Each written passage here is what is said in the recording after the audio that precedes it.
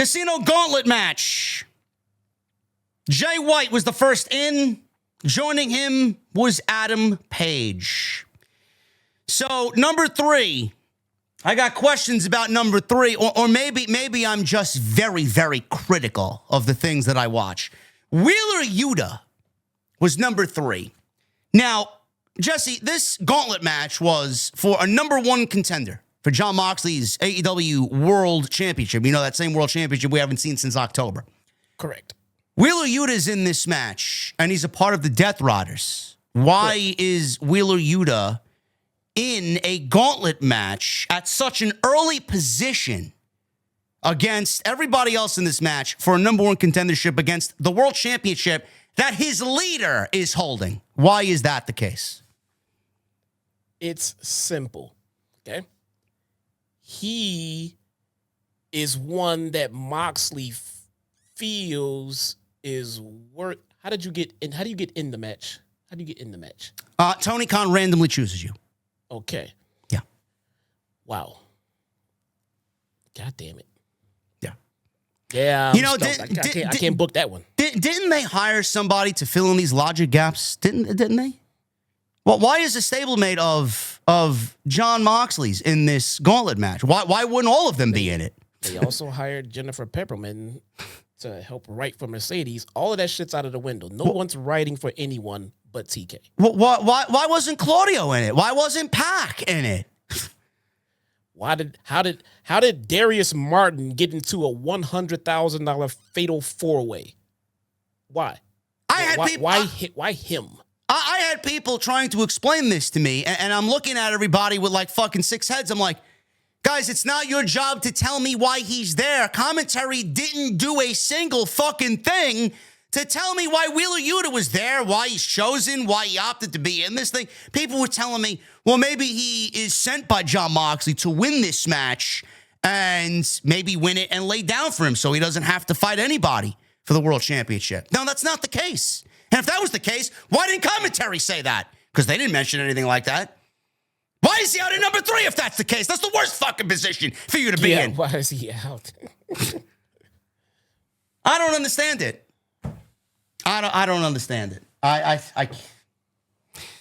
Ricochet's out there. Swerve's music hits only to transition into Ricochet's music, so he swerved everybody. Swerve is not on the show because of the scissor incident last week. So everybody looking for a continuation, you got none because Swerve is selling the injuries. So at least they did that right. That's fine. Yeah. I'll say that's good. Yeah. Adam Cole's in it. He's in there. Danny Garcia shows up. He's number 6. Powerhouse Hobbs, he comes in at number 7. Roderick Strong comes in at number 8. Lance Archer comes in at number 9. Kyle O'Reilly, and then Jeff Jarrett comes out at number 11. So we only got 11 participants in the Gauntlet match. Jarrett was out last. He was attacked by Wheeler Yuta. Wheeler Yuta, out of everybody here, went to go attack Jeff Jarrett for whatever reason and take Jeff Jarrett out of the match. He was sent in there by Moxley to take out Jeff Jarrett, as if Jeff Jarrett's a threat. So he's out there. He was attacked by Yuta on the stage. They fight to the back. He was never shown again. He left Archer and Garcia to fend off the Undisputed Kingdom. Hobbs ran through them all. Archer wanted blackout on Hobbs. He wiggled free, sent Archer to the outside as O'Reilly fired off some combo kicks. He ran into a big-time spine buster, allowing Hobbs to get the 1, 2, 3. So Powerhouse Hobbs wins and is the number 1 contender for the AEW World Championship. Renee, post-match, came to the ring, congratulated Hobbs on his win. Hobbs says, let's shoot for a second. Let it be told Jon Moxley was the one who brought Hobbs to AEW. But next week, he'll shock the world and make Moxley his bitch. Now, I want to preface this by saying Jesse and I very much like and enjoy Will Hobbs. He's been bitten by the injury bug, and he had a nice string of momentum halted because of a nothing match that happened back in April last year that left him out with injury up until this winter. And he battled Jon Moxley, coincidentally, in that match at Daly's place for the New Japan World Championship when Moxley was the world champion. Now we're getting a rematch, Jesse. I think it's pretty certain that Moxley is going to retain next week when we get this match, and Hobbs is not going to win the world championship. All I could say is this is very short-sighted. This is very on-the-fly, week-by-week booking, number one. Number two, I don't know how this makes Will Hobbs any better than he is now going on into this thing, coming out.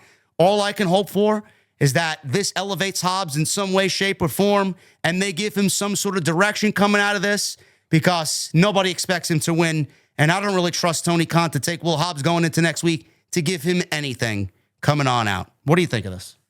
I think I think it's a good idea to push him. I think it's a good idea to get him to world title status, but it feels like this was their push. Like they have him up there and they're ready to give him that title shot. I don't think he's hot enough for it right now. I don't think you have done enough to put him in a world title match and to have everyone in the arena, on the edge of their seats, hoping that Hobbs gets to pull it off. That's not what you have not built that up right now. So you're going to go out there and you're going to feed him to Moxley, and I don't know where you're going to go with him from there, because again, he doesn't have the momentum that he should have right now. I mean, I think he deserves a push, and I'm grateful that he's getting a push, but that doesn't mean just any push. Put him in something meaningful. Put him in a situation or a few situations to make the fans go, come on. We want to get behind this guy. We want to see him win. They should be chanting his fucking name. When he comes out, the fans should be losing their shit. And that's just not what's happening right now. You're not building him up correctly for a big monumental title change. And right now, for what you got going on with him, no one believes he's going to win anyway. It's a waste of time. Everybody's going to be looking at this. Oh, this is great for Will Hobbs. This is a great spot for Will. What the fuck does it mean? It means nothing. He just lost to the last time we saw him, he lost to Takeshita at the pay-per-view. A loser. Then they throw him in a fucking squash match over two guys last week, and he wins that like we need Will Hobbs in a fucking squash match. Now he wins a gauntlet match and is the number one contender. Does anybody believe he's going to beat Jon Moxley? And what type of momentum does he have on his side? Does he have the emotional investment from the fan base to beat Jon Moxley? No, he doesn't. Say he wins. Say TK's, I'll fool all you motherfuckers. I'm going to have him win. Okay, Will Hobbs wins. Jon Moxley came out with his crew, hijacked the ring, said he was taking over the network. This show was going to change. It's not yours anymore. Put the fucking title in a briefcase. We're going to walk around and do whatever we want for weeks and weeks and weeks. And then he gets beat by Will Hobbs. What happens? Now what? Now what? No. That's it? You did all that fucking talking and you just lost to Will Hobbs? That's no interest. Absolutely zero fucking interest. I don't know. And then you got people saying, oh, at least they're trying. What are they trying?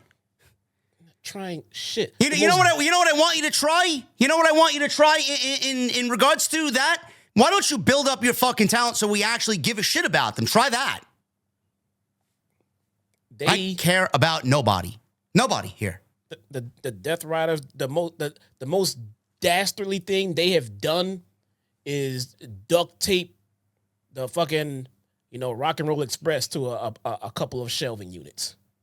What a failure. This entire storyline is a fucking fail. Week by week, what type of presence, what type of threat did the Death Riders bring to Dynamite tonight?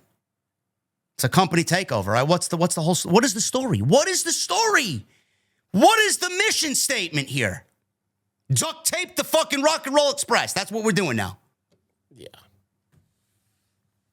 The quicker this ends, the better. I would have had Paige win, and I would have had Paige beat Moxley and end this shit once and for all. That's what I would have did. The only guy in this fucking match I wanted to see fucking win the world title. That's it.